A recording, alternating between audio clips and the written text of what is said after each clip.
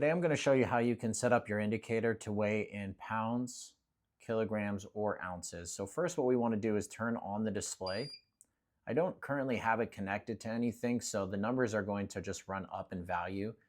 But if we were to press this unit button and it's only switching between pounds or kilograms and you want to add ounces, I'm going to show you how to do that. So first we're going to press hold and unit at the same time.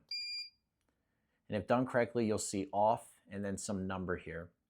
And then we're going to go ahead and press the hold button until we get to this screen, which is going to be your units.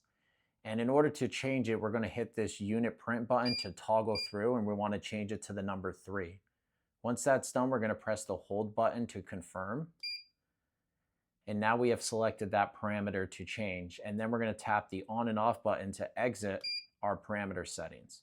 So now we're back at our weighing mode, and now I can hit the unit button to toggle between pounds, ounces, or kilograms. Thank you for watching.